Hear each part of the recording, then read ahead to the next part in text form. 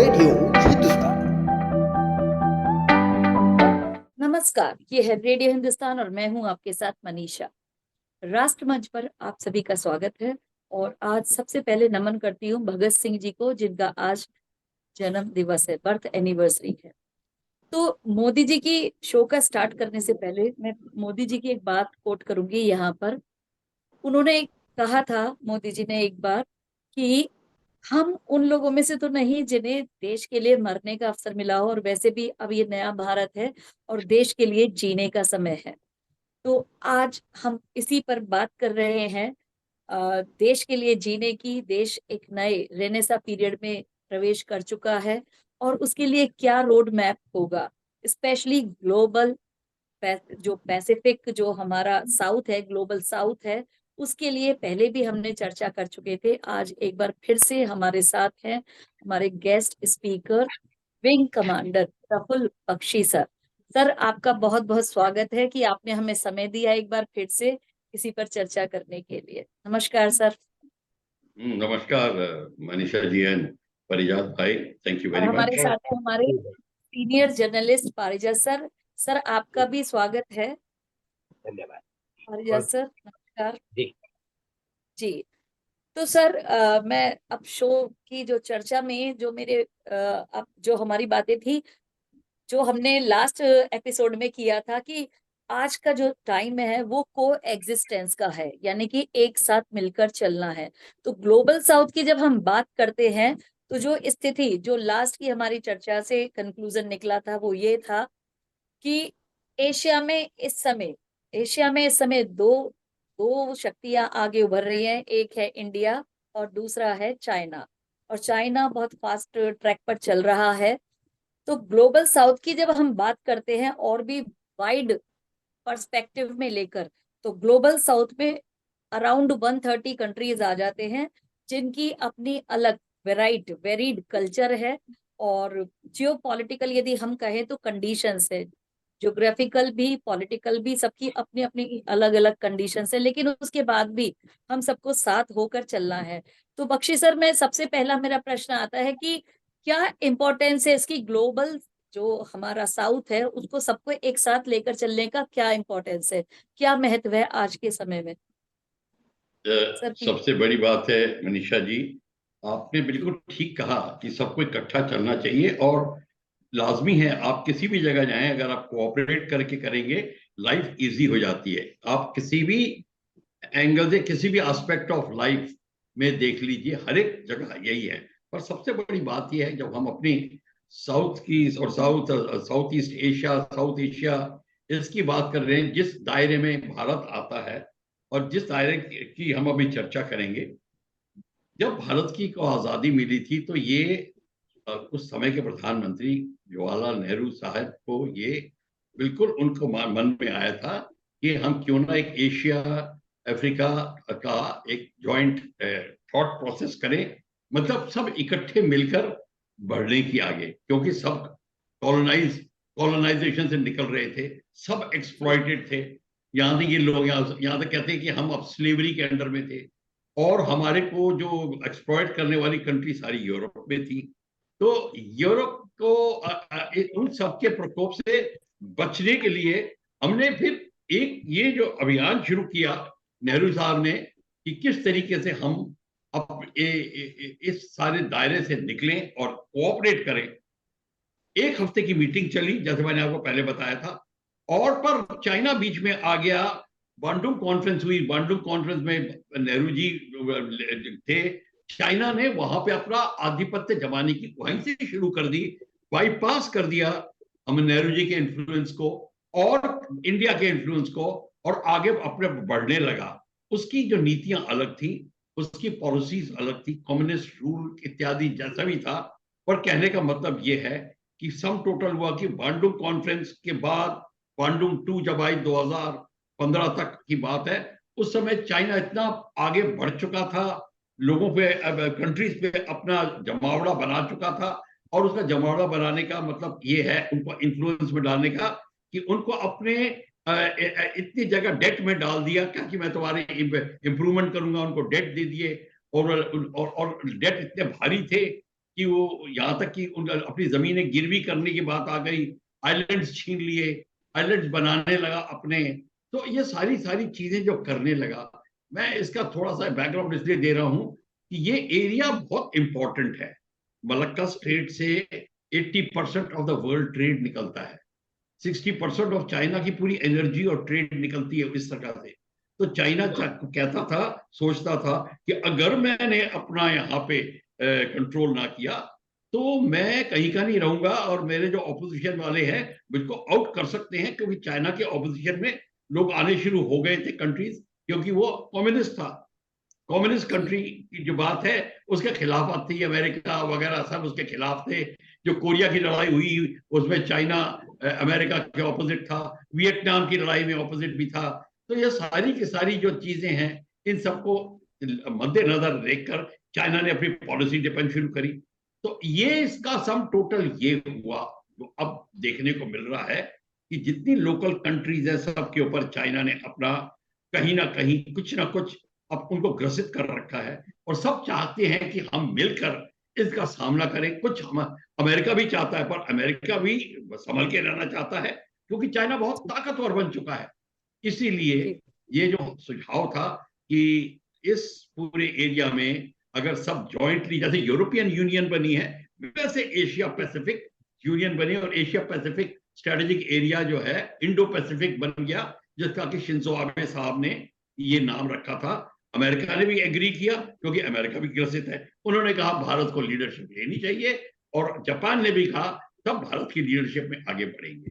तो स्टोरी अभी यहाँ पे है कि जब G20 हुआ तो सबको पता चल गया भारत वाकई में लीडर है।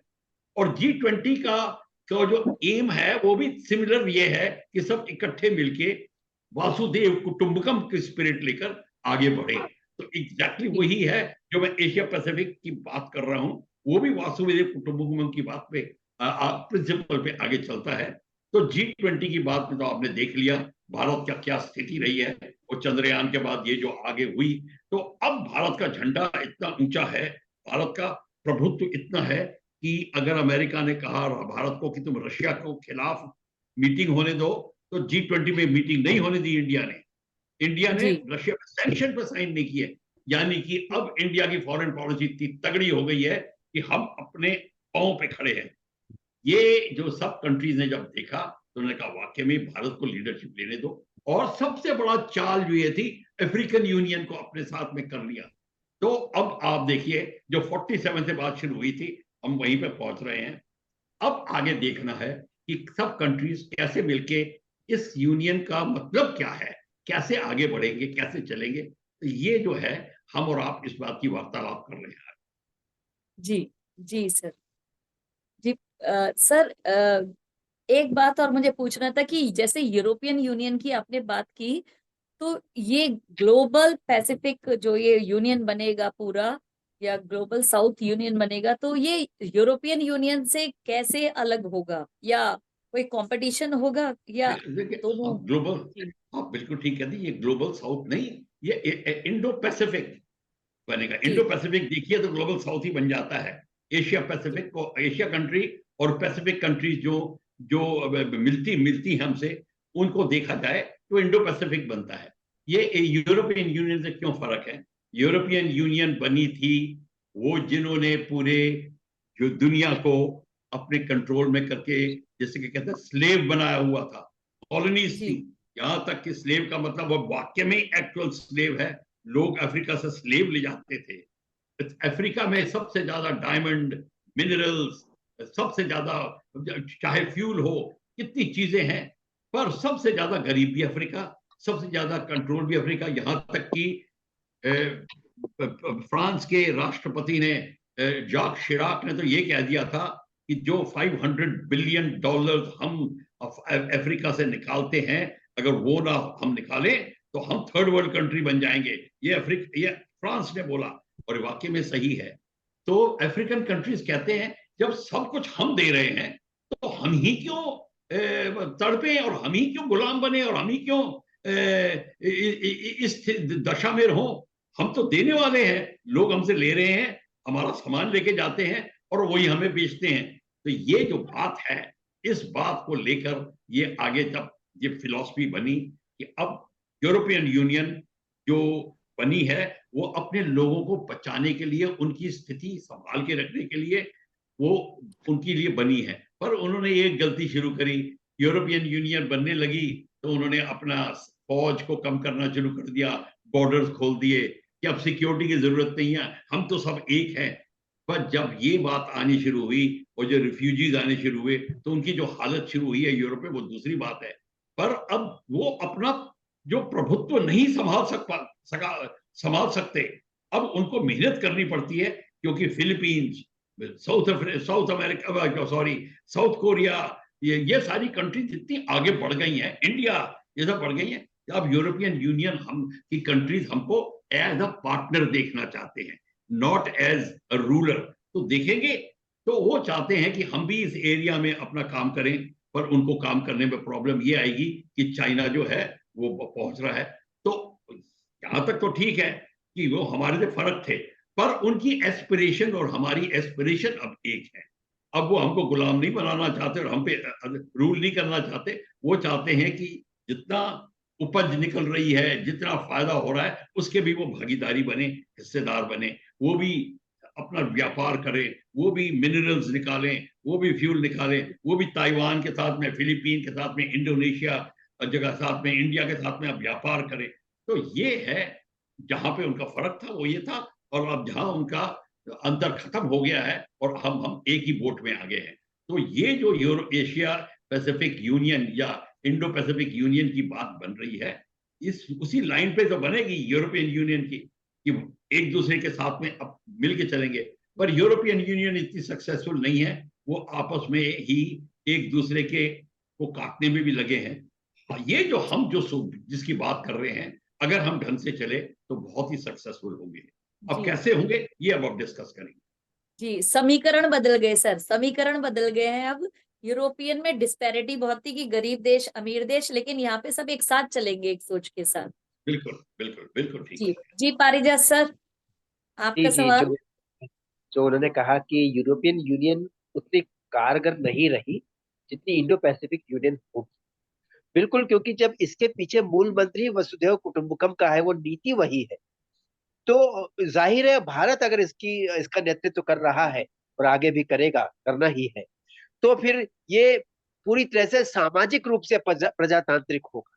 इसमें साम्यवाद नहीं होगा, लेकिन इसमें समाजवाद का, जी जी, वैश्विक समाजवाद का इसमें एक हमें रूप नजर आएगा। तो बस मेरा ये कहना है कि आने वाले दिनों में जब इस पर कार्य किया जाएगा, तो कौन से आपकी नजर में कुछ ऐसे देश हो सकते हैं जो इसमें बाधा बनने का प्रयास कर सकते हैं, जो इसके अंदर भी हो सकते हैं इंडो पैसिफिक यूनियन के, भारत के नेतृत्व को वो रोकना चाहेंगे, पीछे करके अपने को आगे लाना चाहेंगे, या बाहर के लोग जो कि इस ग्रुप में नहीं, इंडो पैसिफिक यूनियन में नहीं होंगे, वो भी दबाना चाहेंगे कि किसी तरह से भारत को इसका नेतृत्व ना मिले। देखिए परिजात साहब, आपने बिल्कुल ठीक कहा। जी ऐसी कंट्री हैं, वो कंट्री सब मेन तो चाइना में मैं बता देता हूँ क्यों। क्योंकि चाइना इस एरिया में जो है, मैं इस एरिया को बिलोंग करता, वो भी इंडो पैसिफिक एशिया पैसिफिक में आता है, वो भी मेंबर बनेगा अगर चाहे तो। क्वेश्चन ये है, वो अब उसका अधिकार इतना फैल गया है कि अब उसका वो नहीं चाहता कि वो अपना अधिकार को वो छोड़े, ताइवान को नहीं छोड़ना चाहता, वो ताइवान पे करना चाहता है। अमेरिका का यहाँ पे इंटरेस्ट है, यूरोपियन कंट्रीज का, फ्रांस का, जर्मनी का, सबका यहाँ पे इंटरेस्ट आ गया है। यहाँ तक कि जब वो ताइवान के ऊपर हमला करने की बात करता है तो अमेरिकन एयरक्राफ्ट कैरियर्स, जब ब्रिटिश एयरक्राफ्ट कैरियर्स, सबमरीन, सब यहाँ पे आ जाते हैं। और मिलिट्री एक्सरसाइज होती है, मालाबार एक्सरसाइज, जिसमें इंडिया भी भाग लेता है। तो और चाइना अपनी भी शक्ति दिखाता है, ताइवान के एयर स्पेस को 130 140 जहाजों से वायलेट करता है। हमारे भी जो शिप्स जाते हैं, 4 4 5 5 शिप्स भाग लेते हैं मालाबार एक्सरसाइज में। तो ये अब ऐसी स्थिति बन रही है। तो आप जो सवाल पूछ रहे थे कि कौन से देश है, वो चाइना है। चाइना को सपोर्ट करने वाले शायद टर्की भी काफी हद तक है, पाकिस्तान है, बट पाकिस्तान बिल्कुल चुप है, क्योंकि पाकिस्तान जहां पे अमेरिका बोल देगा तो पाकिस्तान किस तरीके से एक्ट करेगा। तो पाकिस्तान इस समय काफी चुप है। तो अमेरिका, जो चाइना का साथ देने वाले बहुत कम हैं लोग, और क्योंकि मेन कंट्री अमेरिका है, वो हमारा साथ इसलिए देना चाहता है क्योंकि उसका इंटरेस्ट और हमारा इंटरेस्ट कन्वर्ज करता है, मिलता है हम दोनों। तो अमेरिका को पता चल गया है कि अगर मैं, चाइना भी इंडिया का दुश्मन है, उसके लद्दाख बॉर्डर में, अरुणाचल में वो अपना कब्जा करने की कोशिश कर रहा है, तो अगर मैं इंडिया का साथ दूं तो हम दोनों मिलकर चाइना को एक जिसको कहते हैं ना, किनारे लगा सकते हैं। और रशिया जो है वो बिल्कुल वो भारत के इतना क्लोज है कि सारी ट्रेड भारत के साथ वो करता है, खासकर डिफेंस। और डिफेंस का मामला जो अभी इंपॉर्टेंट इसलिए बनता है क्योंकि सारा का सारा गेम डिफेंस का होगा। ये सारी की सारी शक्तियां प्रदर्शन करेंगी तब जब उनका डिफेंस तगड़ा होगा। भारत अगर लीडर है तो भारत का डिफेंस तगड़ा होना चाहिए, पर भारत का डिफेंस उस दायरे पे नहीं है जहां हम चाहते हैं। हम स्वावलंबी नहीं है अभी हर एक चीज के अंदर, ये सच्चाई है। अब बनने शुरू हुए हैं, हमारा बनने शुरू होने का अभी रेस शुरू हुई है। तो अभी आपकी ये मैराथन रेस है, तो 26 मील खत्म होने में समय लगता है। तो अभी जो रेस ये शुरू हुई है, अब एटलीस्ट शुरू तो हुई, देर आए दुरुस्त आए। तो अब हम स्वावलंबी बन रहे हैं। तो इसको लेकर अमेरिका हमको मदद करेगा।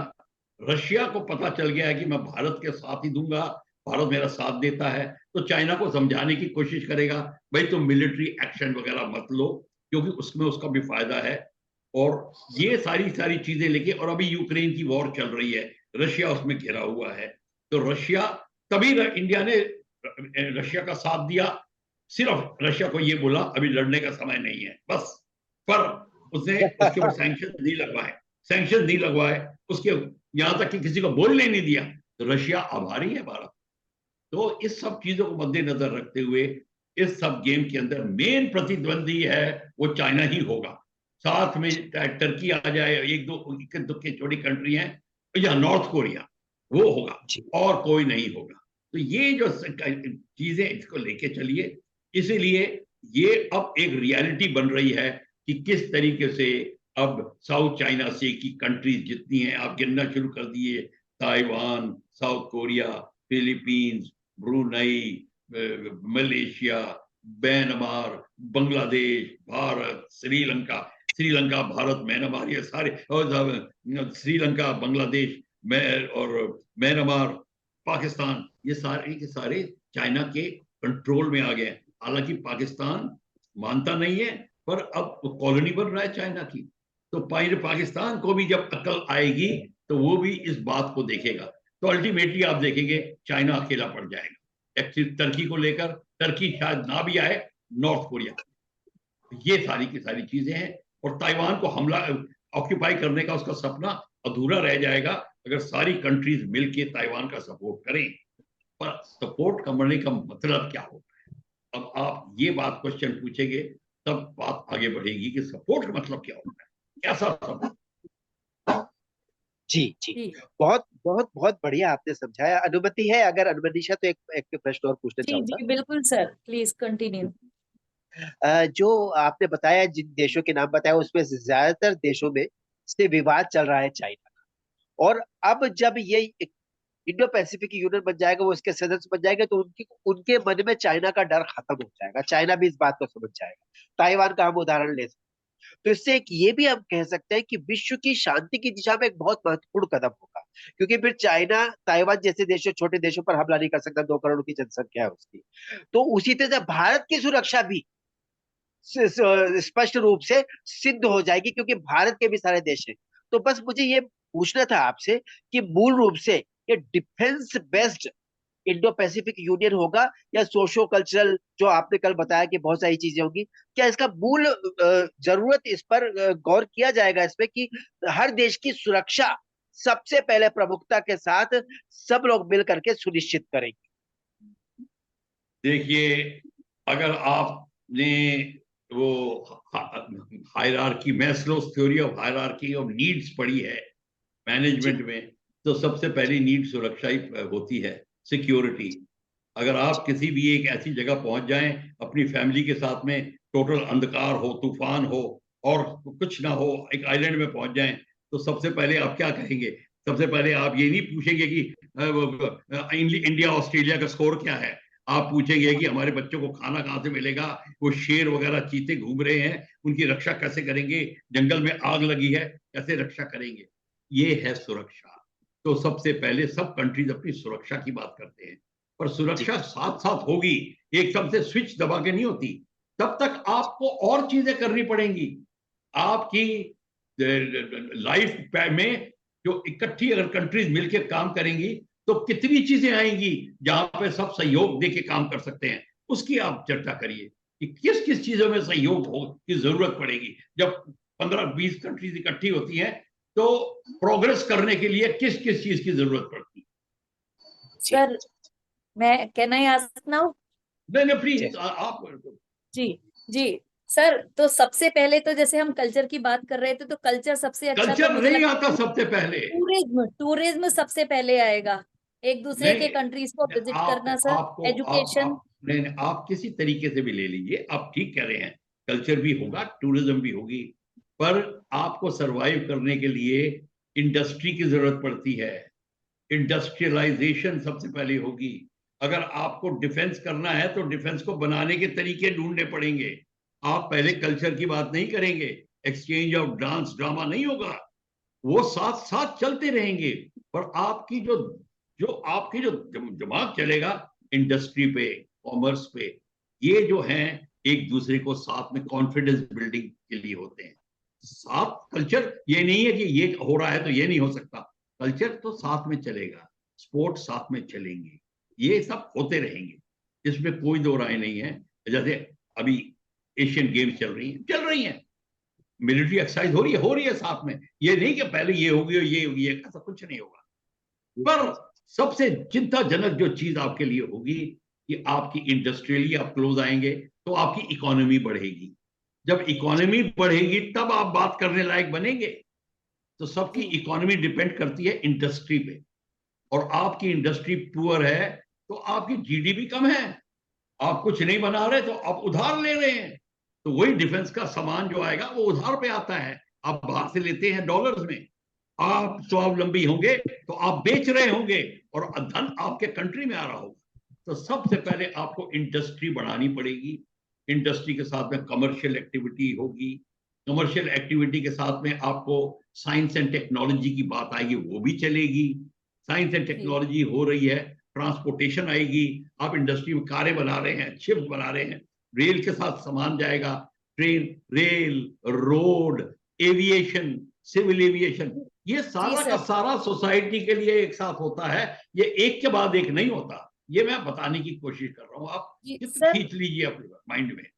सर इंडस्ट्री से पहले इंफ्रास्ट्रक्चर भी जरूरी है ना, इंफ्रास्ट्रक्चर। हाँ तो आप करिए ना, तो उसमें तो वो बोलने की जरूरत नहीं है, वो तो हर एक कंट्री की रिस्पॉन्सिबिलिटी होगी कि अपना इंफ्रास्ट्रक्चर तो ठीक करे। वो मिलके नहीं करेंगे कि कोरिया हमारा इंफ्रास्ट्रक्चर ठीक करने नहीं आएगा और हम उसका नहीं इंफ्रास्ट्रक्चर, वो हम अपना घर में करेंगे। आपकी जो मेन रिक्वायरमेंट है कि आप क्लोज कैसे आए, ये तो आपको, आपका इलेक्शन होगा, आपके स्टेबल गवर्नमेंट बनेगी, ये सब तो अपना अपना करेंगे लोग। पर सबसे पहले तो इंडस्ट्रियलाइजेशन और कमर्शियल एक्टिविटी बढ़ेगी तब बात बनेगी। बट साथ ही साथ में आपका कल्चर जो आप कह रहे थे वो साथ साथ होगा। आप ये इस कल्चर को ये मत सोचिए कि कल्चर एक ऐसी चीज है कि जब हो रही है तो सारा सबका सब कुछ रुक जाएगा, नहीं, ऐसा नहीं है। Culture is a continuity, it is a continuous activity, तो वो चलेगी आपकी, कल्चर भी चलेगा, स्पोर्ट्स सर चलेंगे। एक जब आप इंडस्ट्री की बात कर रहे हैं सर और कॉमर्शियल एक्टिविटीज की, ट्रेड की बात कर रहे हैं, तो उसके लिए सबसे पहले एक तो ट्रस्ट बिल्ड होना जरूरी है आपस में।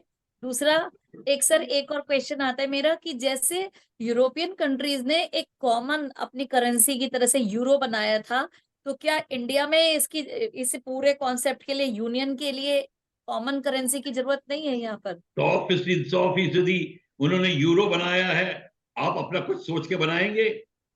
यूरो बना रहा है, आप उसका कोई नाम देंगे, एशिया इंडो नाम देंगे, इंडो पैसिफिक नाम, जो नाम दें, करेंसी अगर कॉमन हो गई तो उसका मतलब है आप बाजी मार गए। तो कॉमन करेंसी की बात तो आएगी, तब तो ट्रेड खुलेगा, आपको वीसा खुल जाएंगे, आपके बॉर्डर खुल जाएंगे, पासपोर्ट की जरूरत नहीं होगी, ये सारी की सारी चीजें साथ ही साथ आएंगी। ये जी ये जी ये नहीं है कि आप अभी ये कर रहे हैं तो मैं अभी अभी मैं 2 का पहाड़ा पढ़ रहा हूं तो 5 का नहीं पढ़ सकता, ऐसा कुछ नहीं होगा। जी ये ये एकदम से एक साथ होगा। आप ट्राई टू करिए, आप थिंक करिए, इतनी सारी कंट्री जब काम कर रही होंगी तो ये ऐसे होगा। क्लोजनेस आती है, सबकी मिनिस्ट्री जाएंगी, अपना कमर्शियल मिनिस्टर अलग जा रहा है, उनका हेडक्वार्टर कहीं इस बनेगा, कोई हेडक्वार्टर इंडिया में बनेगा, कोई हेडक्वार्टर फिलीपीन में बनेगा, जैसे भी जिस तरीके का भी आप करें वो कोई बात नहीं है, पर इंटरनल इंफ्रास्ट्रक्चर सब आपको खुद बनाना पड़ेगा, आपके लिए कोई बनाने नहीं आएगा। आप वहां मार खा गए तो कंट्रीज आपको इग्नोर करेंगी कि भैया इंडिया डेंजरस कंट्री है, वो वहां जाओ तो कोई वीसा ही नहीं देता, कोई परमिशन नहीं मिलती, पासपोर्ट बनाने में एक वीसा लगाने में 4 साल लगते हैं, ये सब चीजें फिर आपको ले डूबेगी। तो ये आपको ठीक करना पड़ेगा। इसके लिए जी आपको अब ये सिखाने की बात नहीं है, प्रोफेशनल लगाने पड़ेंगे, ऑनेस्ट लोग लगाने पड़ेंगे, जो काम जी जानते हैं उनको लगाना पड़ेगा, डॉक्टर को डॉक्टर की लगाना पड़ेगा, डॉक्टर की जगह मोची नहीं काम कर सकता। तो ये एग्जैक्टली ये तो करना पड़ेगा। जी सर। बहुत सर तो बहुत अच्छा। आप बोलिए जी बोलिए प्लीज बोलिए एक जी। क्वेश्चन और है मेरा इसमें ही।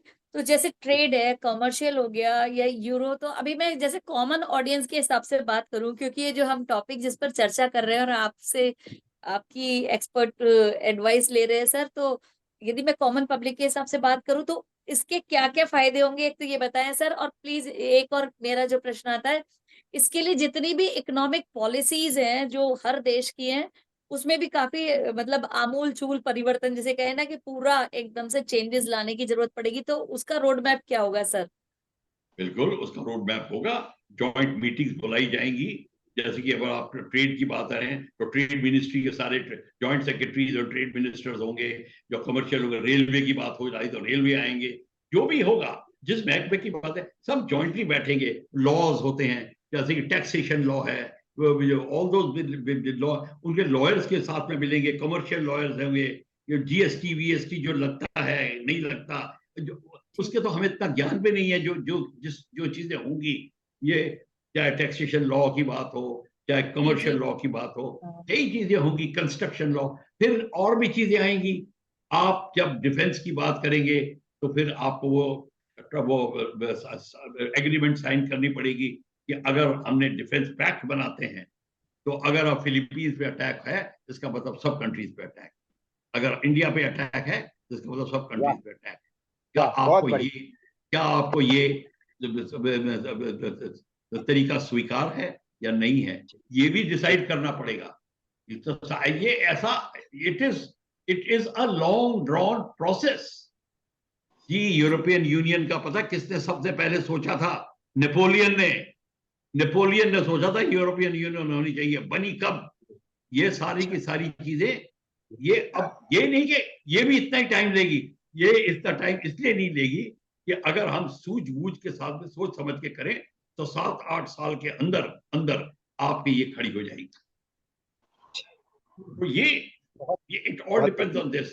फिर आप जी चाहे कुछ भी करिए, साथ में सब कुछ होता रहेगा, रूल्स रेगुलेशंस, एडमिनिस्ट्रेटिव प्रोसीजर्स, ये सारे के सारे होंगे।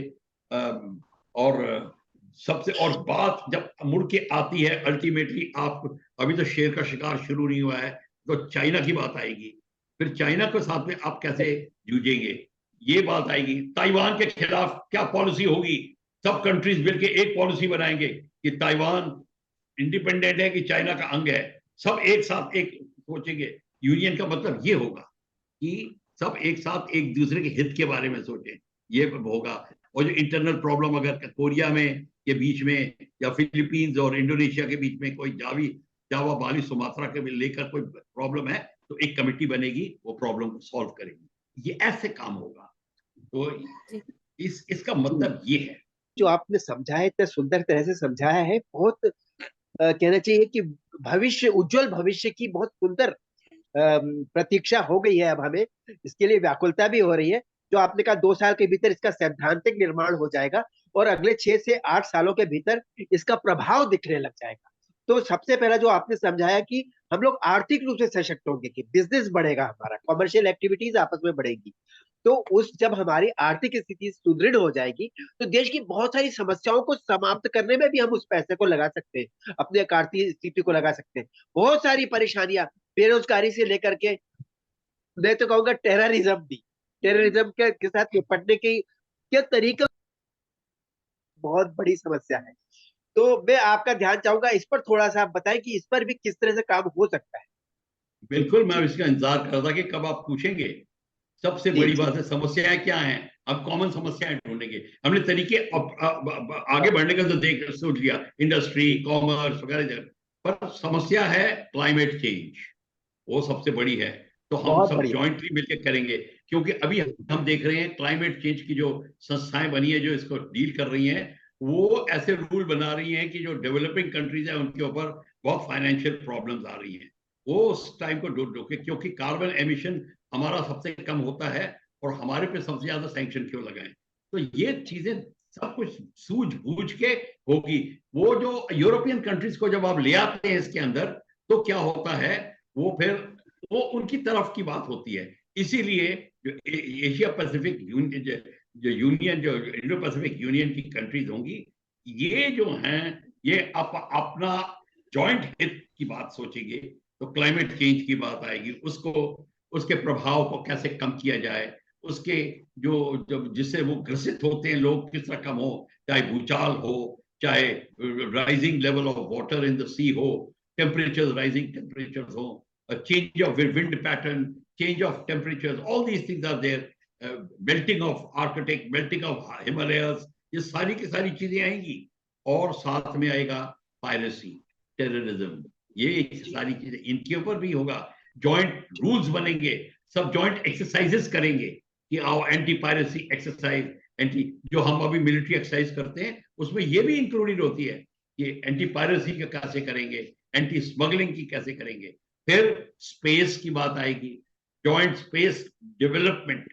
इंडिया अपनी जो एक्सपर्टीज है वो दूसरी कंट्रीज को देगा, उनके सैटेलाइट्स हवा में जाएंगे, स्पेस में जाएंगे, कम्युनिकेशन इंप्रूव होगा।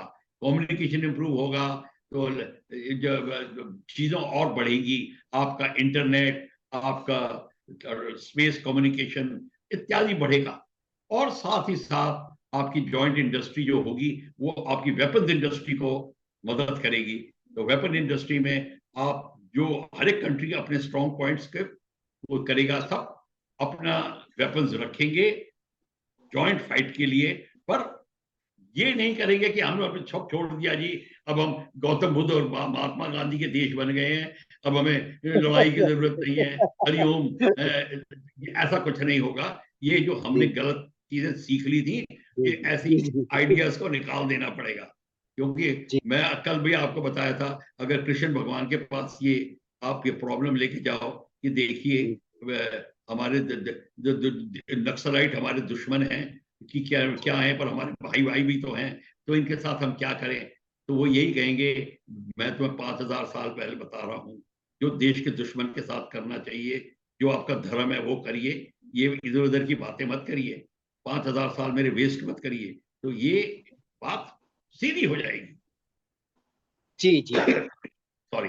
तो ये आपको सारी की सारी चीजें जो हैं, ये including pharmaceutical, including research on COVID, in research of other diseases, ये सब का सब जॉइंटली होगा, इसके बेनिफिट्स जॉइंटली डिस्ट्रीब्यूट होंगे, सब कुछ जॉइंट फायदा होगा।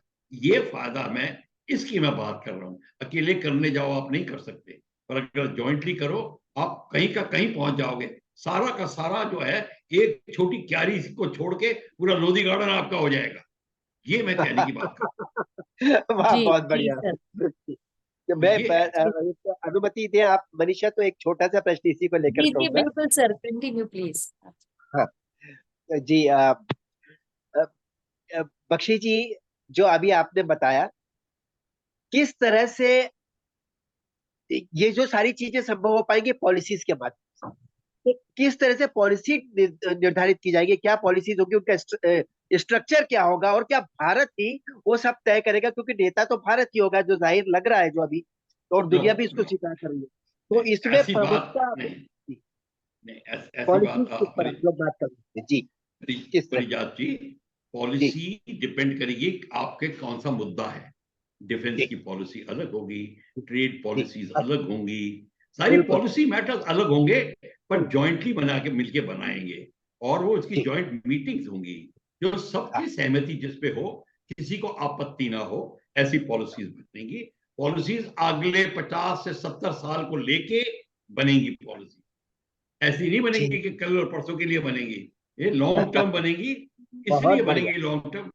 तो ये पॉलिसीज अब हर एक जगह, अब एग्रीकल्चर की बात हो रही है, उसमें तो नहीं होता, पर ट्रेड की बात है, joint communication of rail and road and, इसके ऊपर पॉलिसी क्या होगी कि आप फ्रेट का चार्जेस कैसे होंगे, लाइनों की क्या कहते हैं चौड़ाई क्या होगी, मीटर गेज ब्रॉड गेज की चौड़ाई क्या होगी, एक स्टैंडर्ड होनी चाहिए, ये सब होगा।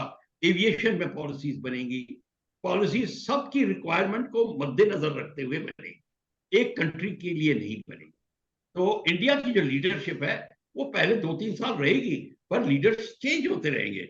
और ये बहुत जरूरी है कि कोई कंट्री ऐसा स्टेप ना ले ताकि वो ये दिखाने की कोशिश करे कि मैं सब कुछ कंट्रोल कर रहा हूं, ये जी फिर जी काउंटर प्रोडक्टिव हो जाएगा। ये जी जी काउंटर प्रोडक्टिव, इसमें जॉइंटनेस खत्म हो जाएगी, पर इसमें जिसको कि सिंगल पर्सन रूल आ जाएगा, वो हमारे लिए डेंजरस हो। तो हम कुछ, जी ये एक जिसको कहते हैं बहुत ही क्रूशियल फैक्टर है कि कॉन्शियस एफर्ट होना चाहिए कि किसी के में ये फीलिंग ना आए कि सिर्फ मेरी धरोहर है और बाकी मेरे फॉलोअर्स हैं, ये नहीं। बिल्कुल। जी हाँ सर, मनीषा। कहना है। जी जी सर, तो आपकी बातें सुनकर मैं अभी सुन रही थी सर, तो मुझे लगता है कि भारत जो है एक कन्वीनर का काम करेगा। मतलब कि जो अलग अलग देश है, हम अभी अभी बात जैसे कर रहे हैं, बहुत सारे देश हैं अलग अलग सोच के और अलग अलग विशेषताओं वाले। तो मुझे लगता है कि भारत एक बड़े भाई की तरह से एक कन्वीनर का काम कर सकता है, सबको नजदीक लाने का, सबको जोड़ने का काम कर सकता है एक। सबको साथ और चलाने का। देखिए, जी आप बिल्कुल ठीक कह रहे हैं। आप, भारत के पास में इतना एक्सपीरियंस है, कन्वीनर का काम करेगा, क्योंकि अगर जब इंडस्ट्रीज की बात आती है, लॉ की बात आती है, हमारे लॉयर्स के जुडिशियल सिस्टम सबसे बड़ा है। जी रेलवे की पॉलिसी की बात है, हमारी रेलवे सबसे बड़ी है चाइना को छोड़ के। तो ये सारी की सारी चीजें, हाँ हम अग्रिम रहेंगे, हम मेन गाइड रहेंगे, पर सब जॉइंटली मिलके करेंगे। तो ये जो है जी पॉलिसी जिसको कहते हैं, ये सारी सब जॉइंटली मिलके होगी। मनीषा जी, आप यही क्वेश्चन है ना आपका, जी। क्वेश्चन एक क्या और है? क्वेश्चन था सर मेरा, जैसे कि नहीं नहीं नहीं, लीडरशिप की। जी, लीडरशिप की जो बात कह रहे थे, जैसे आपकी बातों से मुझे समझ आया, क्योंकि मैं उसे सरल भाषा में इसलिए कर रही हूँ कि जो ऑडियंस है वो देखे तो सारी चीजें सरलता से उन्हें समझ में आती रहे सर।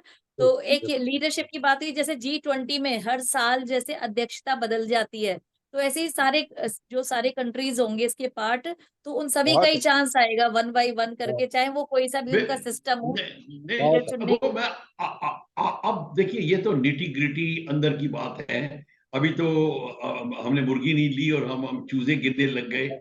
अभी तो हमें जी काफी काफी काफी हमको इस पे जी काम जी करना है। पर ये मैं बता दूं कि हर एक चीज की जब बैठ के रिक्वायरमेंट बहुत कुछ है। मिलेंगे, तो पॉलिसी अपने आप बनती जाएगी। क्या किसी चीज को भी लेके आप बनाए, चाहे आपको लीडरशिप कितने साल की रहे, 2 साल, मेरे हिसाब से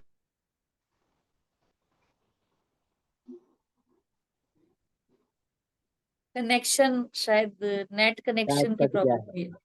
जी जी जी जी। आवाज आपकी आ नहीं रही है। जी आपकी आवाज नहीं आ रही। कनेक्शन सॉरी, में कुछ नेट प्रॉब्लम हुआ है। नहीं नहीं, आ गई आवाज, आ गई आपकी आवाज आ आ गई। रही है। जी जी जी जी जी बिल्कुल जी आ गई। जी सर।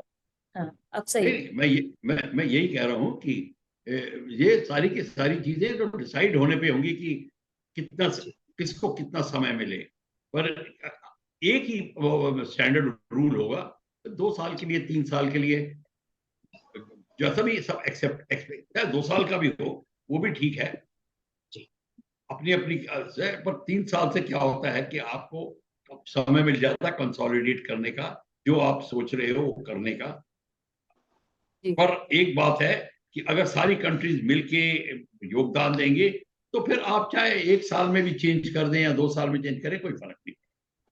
जी पर योगदान जी इकट्ठा होना चाहिए, सारी कंट्रीज इकट्ठी होनी चाहिए। और सबसे ज्यादा है, आपको ये इतना आसान नहीं है जितना कि मैं कह रहा हूं, क्योंकि जब बात आएगी कॉन्फ्लिक्ट की, आपस में कॉन्फ्लिक्ट की, लड़ाई की बात हो रही है, जैसे साउथ कोरिया नॉर्थ कोरिया की बात हो रही है, वियतनाम चाइना की बात, चाइना वियतनाम के साथ हो चुका है, China Taiwan, China Vietnam, China India.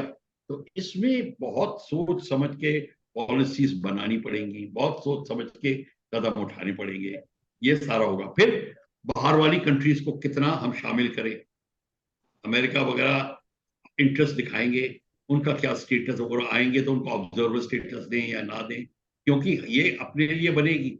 क्योंकि अगर आप बाहर वाले को लाओगे यूरोपियन को, तो यूरोपियन इंटरेस्ट देखेगा अपना, वो इसलिए देखेगा हमारी पॉलिसी चेंज हो सकती है कि यूरोपियंस को भी ले ले, एशिया पैसिफिक में बाहर की कंट्रीज आ सकती हैं। पर मेरे ख्याल से इसके लिए बहुत चिंतन करना पड़ेगा, इसका एक साथ जवाब देना मुश्किल है। जो उस समय स्थिति होगी उसके अनुसार ये कदम उठाया जाएगा। जी, एक बहुत महत्वपूर्ण बात है, अनुमति लेना चाहूंगा मनीषा। जी जी जी सर प्लीज। हाँ, एक बहुत महत्वपूर्ण बात है जिसपे प्रफुल्ल सर आप ही बहुत अच्छा समझा सकते हैं।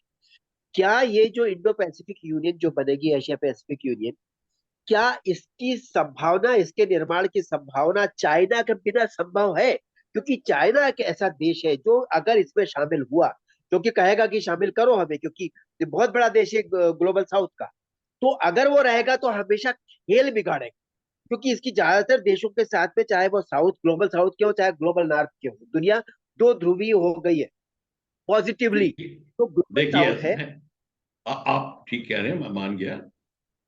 ये बात को लेके चलिए कि आपको पहले ऑफर करना पड़ेगा, क्योंकि ये आप मान के चलो कि चाइना अड़ंगी लगाएगा ही, ये नहीं करेगा।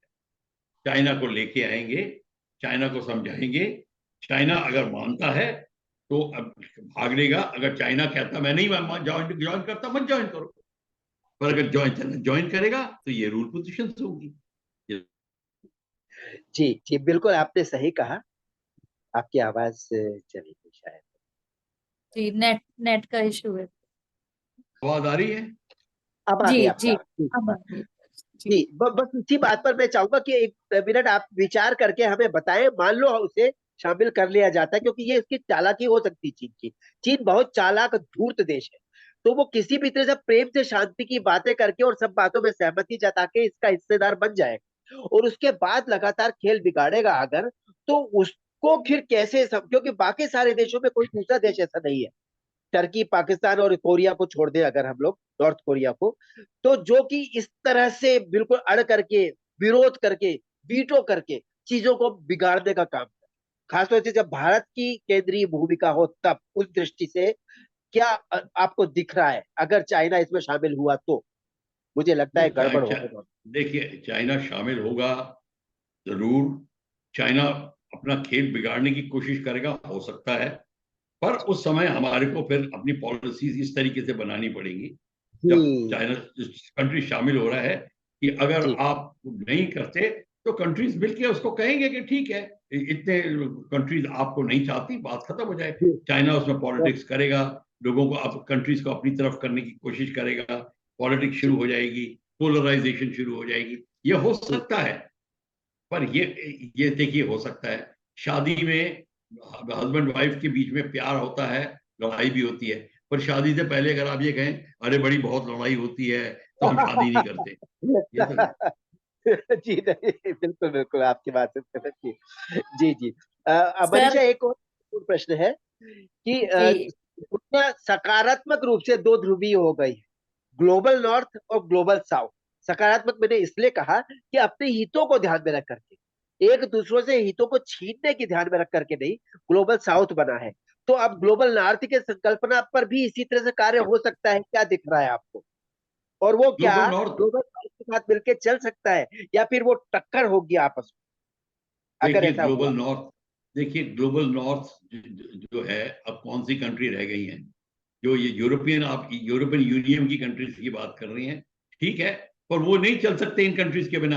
अफ्रीका के जी बिना वो लास्ट लास्ट नहीं कर सकते, इंडिया के बिना वो लास्ट नहीं कर सकते। उनका जी। सारा का सारा जो गेम था वो यहाँ था, हाँ यहाँ था। तभी तो पिछले 200 साल 250 साल उन्होंने मौज मस्ती करी, वो उनकी मौज बिल्कुल मस्ती खत्म हो बिल्कुल। गई। तो अब जी उनको जी। कोई चारा ही नहीं है। अब वो ग्लोबल नॉर्थ जो है, वो नॉर्थ खत्म हो गए हैं। अब क्या, अब आप इंग्लैंड को नॉर्थ कह सकते हो? वो तो भीख मांगने की कारागार पे पे है। फ्रांस कितना है, कनाडा की क्या हालत है, देखिए कैसे पिट रहा है। अमेरिका ऑलरेडी इतना डेट में आ गया है, चाइना के आगे झुकने लगा है। तो वो जितने ग्लोबल नॉर्थ है, वो नॉर्थ का कंसेप्ट तब था कि वो बहुत तगड़े थे, अमीर थे, that's why they were called north. वो सब खत्म हो गया है। अब नॉर्थ का है चक्कर बिल्कुल खत्म हो जाएगा। ये साउथ की बात भी नहीं रह जाएगी। अब basically it will be Asia Pacific, Indo Pacific, Asia पर जो भी है ये रहेगा। आप देख लेना, वो नॉर्थ कौन सी कंट्री है नॉर्थ? ना रशिया चाहता है, मैं उनमें इंक्लूड, रशिया है भी नहीं इंक्लूड। तो जो कंट्री रह गई है उनकी आपको हालत पता है। पोर्चुगल क्या है हालत उसकी? कुछ भी नहीं है, जी अपने लोन नहीं पूरे कर सकता। क्या स्पेन, देयर नथिंग। तो ये अब वो सब खत्म हो गया है। इंडिया की जो पोटेंशियल है इतना तगड़ा है, वियतनाम का इतना तगड़ा पोटेंशियल है, वाह। साउथ कोरिया का। तो they don't last at all. और बहुत ऑस्ट्रेलिया, इंडोनेशिया, ये सारी चीजें बिल्कुल। अब यही जी तरीका रह गया है हमको इसको करना है। अगर इसमें हमने चूक कर दी, आगे नहीं बढ़े, तो फिर चाइना जो है बहुत पूरा फायदा इसका उठाएगा। जापान हमारे साथ है, जो एक्चुअली सबसे तगड़ा टेक्नोलॉजिकली बहुत तगड़ा है। वो जर्मनी का से भी आगे था एक समय। अब बात दूसरी आ गई। तो हमको जो चीज है हमारे हाथ में, वो हमारे हाथ में इस समय कोई कंट्री यूरोप की हमारे को चैलेंज नहीं कर सकती, अगर हम जॉइंटली हो जाएं एक साथ।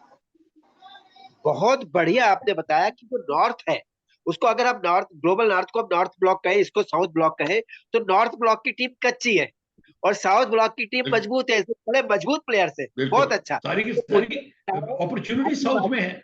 सारी जी। इंडस्ट्री, और वाह मिनरल्स, वाह। ज्योग्राफिकल पॉजिटिव, जी। ये ऑल दिस ट्रेड यहाँ आती है, कोट बना के तो यही करेंगे। तब तो अगर साउथ ब्लॉक का, यानी इंडो पैसिफिक यूनियन का नेता भारत बन रहा है, तो जाहिर सी बात है अब विश्व गुरु बनने के लिए लाइसेंस ले रहा है भारत, उस दिशा में लाइसेंसी कदम बढ़ा रहा है भारत। ये आपकी बात से मुझे समझ में आ रहा है। दुनिया मुंह उठा के देखेगी, ग्लोबल साउथ से मांगेगी हमारा साथ दो, हमारी मदद करो। मुझे लगता है, मुझे ये दिख रहा है भविष्य का सपना आपकी बातों से। मेरी बात सुनाई पड़ी? जी। आपकी, अब आपकी आवाज आ गई, अभी बीच में आपकी आवाज चली गई। जी जी। मैं ये कहने की कोशिश कर रहा हूँ, अब ये नॉर्थ का कोई महत्व नहीं रह गया। उनको वो उनकी सर्वाइवल तब है जब साउथ की कंट्रीज अवेलेबल हैं, क्योंकि जी बेचना उन्होंने हमें है। और वो बेचेगा तब तक जब तक हम बनाएंगे नहीं। जब हमने बनाना शुरू कर दिया अगले 5-7 साल में, बात ही खत्म हो जाएगी। तो ये गेम है सिर्फ अगले 10 साल के अंदर अंदर की गेम है। बहुत जी बढ़िया, सर। बहुत बढ़िया। हाँ मनीषा please। क्या हाँ नहीं, हाँ कमेंट सर, आप लोगों की बातों से मुझे जो समझ में आ रहा है, एक तो पहले मेरे मन में कमेंट आ रहा था, विचार जो आ रहे हैं। सर ने कहा कि जब शादी से पहले ये, तो शादी से पहले ही सर ऐसा कुछ होता है, तो हमारे यहाँ कुंडली मिलाने का विधान है और ग्रह शांति का भी उपाय है। तो मुझे लगता है कि इंडिया सक्षम है ये सारे उपाय करने में, कि जो तो ये हम चाइना, करेंगे। क्योंकि तो आप कुंडलियां मिलाएंगे, सब कुछ करेगा। अगर कुंडली मिलती भी नहीं होगी तो 100 रुपए पंडित को देके कुंडली चेंज करा लेगा। तो उसे क्या जी बड़ी बात जी है? बिल्कुल। क्योंकि ये चाणक्य का देश है ना, तो वो सारा साम दाम दंड भेद ठीक सब है, कुछ कहने का अप्लाई मतलब होगा है, सर। का। जिसको पंजाबी पंजाबी में कहते हैं दिल पिशौरी करना। आप अपना जो मर्जी करें, जैसे कर जो मर्जी करें। जी जी क्वेश्चन ये काम है, है कि काम है। अपॉर्चुनिटी आपके हाथ में है। अब आप मत चूकियो, चौहान वाली बात है। बस आप चूके चौहान। बहुत बढ़िया, बहुत बच चूके चौहान, अपन चुटिया महाराज पे। मुझे एक चीज और दिख रही है इसपे, हम लोग बात करें आपसे, विविध विचार मेरे मन में आ रहे हैं आपसे बात करते हुए। यूनाइटेड नेशंस को लगता है कि अब साउथ, ग्लोबल साउथ टक्कर दे सकेगा, टक्कर यानी कि कॉम्पिटिटिव, हेल्दी हेल्दी कंपटीशन दे सकेगा, जो कि देखिए आज ऐसा है, हम। जी जी नहीं आप ठीक कह जी रहे हैं। जी यूनाइटेड नेशंस एक अच्छी संस्था है, बट जी अनफॉर्चुनेटली उन बनाई उसकी में पावर्स है उन कंट्रीज की जो कि कॉलोनाइजर्स थे। बेसिकली वो है, वो अपना इंटरेस्ट देखते थे, वो एक पॉलिटिकल ऑर्गेनाइजेशन बन गई। देखिए यूनाइटेड नेशंस वहीं गई है जहां पे हित रहा है उनका जो कॉलोनाइजर्स का, अमेरिका का और यूरोपियन कंट्रीज का। जहां उनका हित नहीं है, रवांडा में क्या हुआ, नहीं गए। सोमालिया में क्या हुआ, जी, बायस्ड अप्रोच है युगोस्लाविया में क्या हुआ। यूएन की, ये बायस्ड सिलेक्टिव अप्रोच। अप्रोच है। ये जी अब उसकी जो वैल्यू है, उसकी जो मानता है, उसकी जो स्टैंडिंग है, बड़ी कम हो गई। अब वो सिर्फ एक अमीर ऑर्गेनाइजेशन रह गई है और बड़ी फैली हुई है, और वर्दी शर्दी अच्छी पहन लेते हैं, नीली शीली, तो वो अब ठीक है। बात अब ये है कि अब हमको मेच्योरली मिलके अपना इंटरेस्ट देखना है और उसको कायम रखना है। और ये सबसे ज्यादा जीडीपी इधर ही से प्रोड्यूस होगी, साउथ चाइना सी और इस एरिया के चारों तरफ। सारी कंट्रीज आप देख लीजिए, जो जो कंट्रीज हैं, आप मैप खोल के देख लेना, आपको पता चल जाएगा कि क्या है हमारी अंदर। जापान से लेके, कोरिया से लेके, फिलीपींस, इंडोनेशिया, इंडिया, ये ताइवान, और इंक्लूडिंग चाइना। अगर चाइना मान जाता है कि मैं बिहेव करूंगा, तो सब बात ही खत्म हो जाती है। हमसे सर, आगे कोई चाइना नहीं के है। जी, चाइना के ऊपर जैसे आप लोग, अभी मैं चर्चा सुन रही थी आप लोगों की, चाइना नहीं भी आया इसमें, हमारे इस संगठन में, तभी भी वो बाहर से भी गेम बिगाड़ने की ही कोशिश करेगा, क्योंकि जो उसका बिल्कुल करेगा, करेगा, नेचर है। जी जी जी। करेगा, तो उसका वो तो नेचर करेगा। यही है। और जी, और जैसे नॉर्थ और साउथ की बात चल रही है, आपने कहा कि नॉर्थ खत्म ही हो रहा है। तो जहां तक मैं समझ पाती हूँ, इसका रीजन ये है कि जैसे आत्मा के बिना शरीर की कोई वैल्यू नहीं है। तो नॉर्थ कंट्रीज ने जितने भी थे ये सो कॉल्ड डेवलप्ड कंट्रीज, तो उन्होंने भौतिकवाद तो मतलब मटेरियलिस्टिक वे में तो बड़ी प्रोग्रेस की थी, लेकिन जो उनका वैल्यू सिस्टम था या जो स्पिरिचुअलिटी थी वो जीरो थी। और भारत के पास ये ताकत है, आत्मबल है भारत के पास, तो इसलिए उभरने का ये बहुत अच्छा है, क्योंकि प्राचीन काल से ही भारत आत्मबल और उसका जो स्पिरिचुअलिटी वो बहुत हाई वो रहा वो है। वो आप बिल्कुल ठीक कह रहे हैं, हमारी स्पिरिचुअलिटी बहुत हाई है। हम उसी के कारण आप कोरिया देख लीजिए, आप जापान देख लीजिए, और ये चीजें जहाँ जहाँ भारत के जो धर्म फैले हैं, चाहे बुद्धिज्म हो चाहे हिंदुइज्म हो, वो कंट्री सबसे ज्यादा वैल्यू सिस्टम की और तगड़ी कंट्रीज हैं। सारी की जी साउथ एशियन कंट्रीज जो हैं वो बुद्धिज्म की हैं। अब आप बुद्धिज्म को और हिंदुइज्म इतना फैला हुआ है, कोरिया से लोग आ रहे हैं राम टेम्पल बनाने। अयोध्या जाइए, थाईलैंड जाइए, उनके किंग का नाम आपको पता क्या है? कोई बता सकता है? परिजात जी, उनके किंग क्या, किस टाइटल से बुलाए जाते हैं? जी उनके मुझे इतना मुझे किंग इतना रामा, पता है king Rama, king Rama the king 10। जी ही इज जी राम के 10वां अवतार हैं।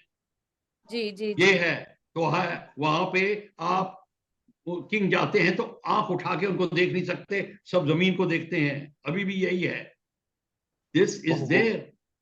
ये ओहो ये है। अच्छा और आप उनको कहिए अयोध्या हिंदुस्तान में, तो आप पे हंसते हैं, क्योंकि वहां पे भी अयोध्या है। जी ओ जी ये जी बात यहाँ तक है, ये हमारे को जी पता नहीं है। हम इतना जी अपनी फिल्मों की नॉलेज में और इस नॉलेज में और उसकी जी शादी और जी उसकी बर्बादी जी में इतने घूम हाँ जी रहे हैं कि हमें असली जी चीजें पता ही नहीं है। जी जी जी। जी जी बिल्कुल जो बिल्कुल बिल्कुल लॉर्ड सही। राम की जो उनके जो पूर्वज एंसेस्टर थे ना, वहां से एक प्रिंसेस थी, उनका नाम तो मुझे अभी इस समय याद नहीं। उन प्रिंसेस की जो विवाह हुआ था वो साउथ कोरिया के किसी किंग से हुआ था, और उन्हें भगवान का ही अवतार माना जाता है, सीधे तभी ये तो माना जाता है कि साउथ कोरिया, जी तभी तो साउथ कोरिया से एक टीम आई हुई है। वो राम का जी टेम्पल बनाना चाहती है साउथ कोरिया में, जी आई जी हुई वाह है। अभी प्रधानमंत्री से मिलने की कोशिश कर रही थी। तो अब आप देख लीजिए बात कहां तक पहुंच गई है।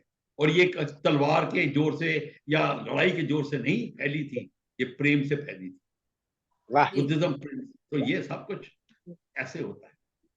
जी बहुत अच्छा सर। मूल मंत्र दिया आपने, प्रेम का मतलब आपसी समझ, आपसी सद्भाव, विश्व शांति। तो अब विश्व में मुझे लग रहा है ग्लोबल साउथ के रूप में पहली बार दुनिया में एक ऐसा संगठन उभरेगा जो परस्पर अपने व्यक्तिगत हितों को छोड़कर पारस्परिक हित को, वैश्विक हित को ध्यान में रख करके निर्मित होगा। तो मुझे लगता है धीरे धीरे करके दुनिया की बाकी संस्थाएं भी इसी के छाते के नीचे आ जाएंगी, चाहे वो यूएन हो, चाहे नाटो हो, चाहे United Nations, I mean European union हो, या दूसरे इस तरह के छोटे छोटे क्षेत्रीय जो संगठन है। मुझे लगता है ये दुनिया का सबसे बड़ा ऑर्गेनाइजेशन बनने वाला और सबसे ज्यादा शक्तिशाली भी। देखिए ऑलरेडी है, योगा की शक्ति तो देख लिया आपने। सारी दुनिया में योगा फैल गया है एकदम से।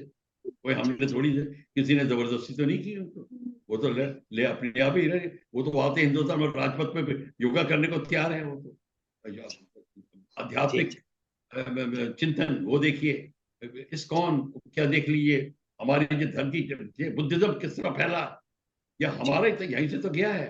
हाँ अब तो बिल्कुल। भारत की, भारत को अगर थोड़ा सा और सूझबूझ के काम करना है तो एक वर्ल्ड बुद्धिस्ट कन्वेंशन करना चाहिए ढंग से, एक और बहुत उसको सब कुछ हो जाएगा। देखिए सब कुछ हो सकता है, भारत के ऊपर बहुत जबरदस्त हमारी पोटेंशियल है, एक्सेप्ट कि हमारी जो पॉलिटिकल, जो बीच में अड़ंगेबाजी जो लोग अपने पर्सनल फायदे के लिए उठाते हैं, वो हमारी वीकनेस है, वो ही हमको पीछे रखेगी। उसको जब हम कॉन्कर कर लेंगे तब आगे बढ़ेंगे।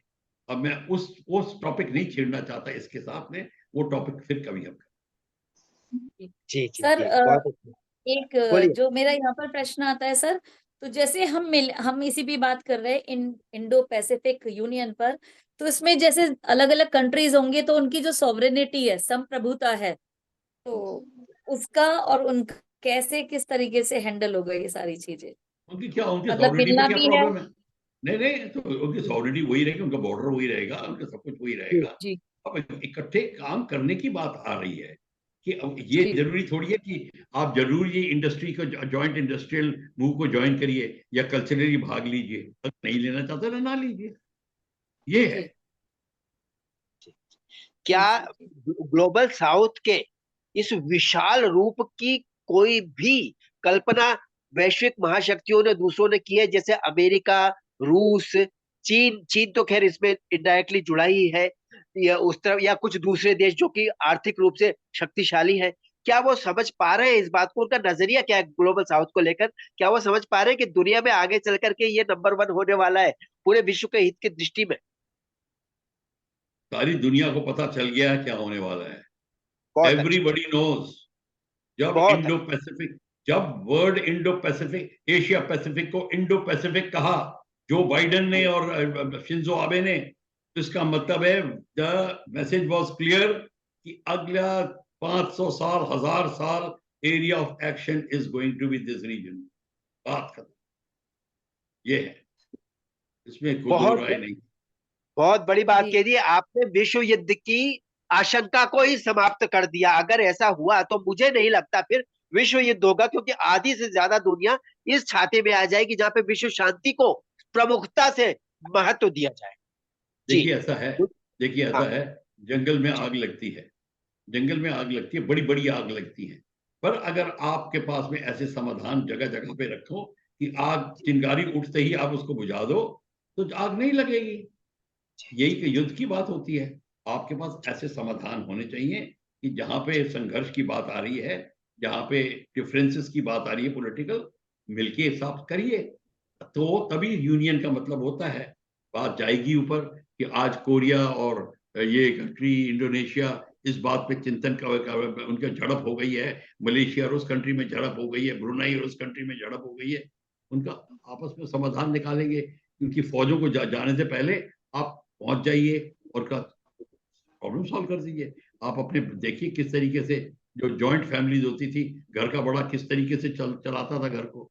नहीं तो हरे की तरह लठमार करते रहते, सारा दिन तलवारें निकल जाती थी, जहां ही कंट्रोल चला जाता था वो तलवारें निकलती थी, तो बात खत्म हो गई। जी ये अब ऐसा जी नहीं होगा। तो अभी, अब आप इस बात को मान के चलिए, जो है अब इसको आगे कैसे चलाना है ये देखना जी। एक दुनिया की बहुत बड़ी समस्या है जिसे हम पॉपुलेशन कहते हैं। पड़ेगा। तो पॉपुलेशन, क्योंकि जो नेचुरल रिसोर्सेज है वो लिमिटेड है, कहीं ज्यादा है कहीं कम है। इसकी बहुत बड़ी दुनिया में अजीबोगरीब जो भगवान ने पृथ्वी बनाई है, सृष्टि बनाई है, ये इसमें इसकी सुंदरता भी है और इसकी कमी भी है। तो ऐसी स्थिति में मुझे लगता है कि मेरा एक विचार है पॉपुलेशन बैलेंस, जिसको लेके मैं मोदी जी से बात करना चाहता था। लेकिन अगर इंडो पैसिफिक ये यूनियन बन सका तो मैं ये कहूंगा कि ये विचार उन तक पहुंचना चाहिए। आपका मैं विचार चाहूंगा इस पर कि जिस देश की जनसंख्या ज्यादा है, उस जनसंख्या के बड़े हिस्से को उस देश में भेजा जाए, जोड़ दिया जाए, रहने के लिए भेज दिया जाए आपस में बात करके। जहां पे जनसंख्या कम है तो इस तरह से हम एक पॉपुलेशन बैलेंस बना सकते हैं आपस में बात करके एक दूसरे को कि भाई यहाँ पे लोग कम है, यहाँ पे ज्यादा है, रिसोर्सेज कम है, यहाँ पे ज्यादा है। तो उस हिसाब से क्या ऐसी कोई योजना तैयार की जा सकती मेरे ख्याल से नहीं होगी, और ये करना भी नहीं चाहिए, क्योंकि है? अच्छा। जाए ये जॉइंट यूनियन का मतलब ये नहीं है कि ठीक। ने आपने कल्चरल को त्याग दिया है। आप अच्छा। ये अपने लोगों को उठा के उनको दूसरी कंट्री में नहीं रख सकते। अगर आपकी पॉपुलेशन ज्यादा हो तो दूसरी कंट्री में आप या उनको ट्रकों में लग के भेजेंगे या उस नहीं एरिया को नहीं उनको दे देंगे। नहीं तो नहीं। ये हो नहीं सकता। ये अच्छा। इम्प्रैक्टिकल भी होगा, और इसलिए भी नहीं होगा, it will be against the development of culture. इसमें बड़ी रिजेंटमेंट होगी लोगों को। लोग अपने घर बाहर नहीं, बेसिकली आप अपना गांव शाव तो वही रहेगा। Only thing is you are joining as a country for a larger aim. Larger aim में ये थोड़ी है कि आप अपनी फैमिली के यूनिट को तोड़ेंगे, वो नहीं होगा। जी वो, जी। हाँ, हाँ कल्चरल पॉपुलेशन कंट्रोल के तरीकों का इस्तेमाल हो, वो जरूर हाँ होगा। जी, मेरा हाँ, पर मतलब वो था कि जो वीजा वीजा वाला जो एक बैरियर है उसको आसान कर दिया जाए ताकि ज्यादा लोग अगर चाहे तो वहां जा सकते हैं। जैसे नहीं कई नहीं, लोग वो जाना चाहते अगर सेटलमेंट के लिए तो ठीक है, बिल्कुल। जैसे कि कोई जी कंट्री कहे कि हमारे ऑस्ट्रेलिया कहे, कोई कहे कि हमारी जी इतने हजारों किलोमीटर जगह खाली है, आप लोगों भेज दीजिए। तो यहाँ पे आप वॉलंटियर मांगिए कि कौन जाना जी। चाहता है। सबको हम बिल्कुल हजार बस यही हजार यही दो मेरा। 5-5 हजार डॉलर देंगे, आप सब चले जाइए, हो सकता है। वो उसमें हाँ क्या बड़ी बस बात। यही मेरा। जी वो जी तो मेरा। पहले, अब कनाडा में गए कैसे हैं लोग, ऐसे तो गए हैं लोग। ठीक है जी जी। ठीक है जी। जी चलो सर, ठीक है। मैं यहाँ पर, हाँ, जी सर, मैं यहाँ कहना चाहूंगी, जैसे आपकी बातों से मेरे को समझ आया कि यदि आपस में एक यूनियन बनानी है तो उसके लिए जैसे एक होता है नॉर्मली जब हम किसी के साथ जो है कांटेक्ट अपने बढ़ाते हैं, सेल्फ रिस्पेक्ट और एम्पैथी, ये जो बातें होती हैं, और एक जो रिस्पेक्ट दूसरों के लिए होती है। जैसे अभी आज भी अभी जो हमारे जो आर्मी चीफ है उन्होंने कहा कि जब हम को एग्जिस्टेंस की बात करते हैं तो एक दूसरे के एग्जिस्टेंस के लिए भी हमें रिस्पेक्ट रखना पड़ेगा और साथ मिलकर हमें काम करना पड़ेगा, तभी इंडो पैसिफिक यूनियन की संभावनाएं बनती हैं और सब बिल्कुल एक दूसरे के हित को रिस्पेक्ट देते हुए, कंसर्न बिल्कुल करते हुए एक दूसरे के बिल्कुल। लिए आप काम आप करेंगे, आपको तभी ये साकार होगा सपना। आपको सबसे पहले यही करना पड़ेगा। अपने हित को देखने से पहले आप उसके हित को सोचिए कि कहाँ मेरे हित में वो असर होता है उसका। जब सब लोग सोचने लग जाएंगे, अपने आप ही हो जाएगा। There is no problem, this is basic. ये हो जाएगा, यही होगा। जी जी। तो जी, बहुत सारे थैंक यू वेरी एरियाज हैं जिनमें कि इंडो पैसिफिक यूनियन जो है काम कर सकती है, जैसे इसमें सर सोलर एनर्जी का भी आता है, या जो मैंने कह दिया इकोलॉजिकल। आपको। मैंने कहा दिया, सोलर एनर्जी और सारे। साइबर, ये हाँ सारा का सारा आएगा। जितने भी आएंगे वो आते जाएंगे, और नई नई चीजें होती जाएंगी। उसमें ऐसा कोई ये नहीं कि कोई नई चीज के लिए हमें दोबारा परमिशन किसी से लेनी होगी। ये सब कुछ होगा। जी तो ये मान के चलिए, वी एग्री नाउ कि this is going to happen. So जी मैं आपसे आज्ञा चाहूंगा अभी, क्योंकि आई जी हैव टू नाउ जी मीट समबडी। हाँ, कोई आया जी हुआ है। जी। आपका बहुत बहुत आभार सर, आपने समय दिया हमें इस मुद्दे पर, बहुत महत्वपूर्ण मुद्दा है ये जिस पर बात किया। तो मैं बस इतना ही कहूंगी कि नीयत साफ हो, इंटेंशन अच्छी हो तो सारी चीजें अच्छी होती ही चली जाती हैं। रिस्पेक्ट हो दूसरों के लिए और मिलके चलने की भावना हो, मिले सुर मेरा तुम्हारा, मैं यही कहूंगी। तो मैं तो मिलते अपने हैं एक नए। जी मैं तो जी सर आपको बोलिए। अपने अपने संस्कृति से कहूंगा, मन चंगा तो कटौती में गंगा। बात हाँ खत्म। बहुत जी बढ़िया। बिल्कुल बिल्कुल सर, बहुत बिल्कुल बहुत अच्छी बात कही आपने सर। तो मिलते हैं एक नए एपिसोड में नए मुद्दे के साथ, सर के ऊपर डिफेंस के ऊपर भी चर्चा करेंगे हम आगे भी। बिल्कुल और बिल्कुल आज हमने बिल्कुल। बात की जी इंडो थैंक पैसिफिक यूनियन के बारे में। तो आपका बहुत बहुत आभार सर, आपने इतना समय दिया रेडियो हिंदुस्तान के लिए, ऑडियंस के लिए। और वंदे थैंक मातरम। यू। प्रणाम जी, वंदे प्रणाम मातरम आपको। एंड सैल्यूट जय सर। हिंद। जय जी हिंद। जय हिंद।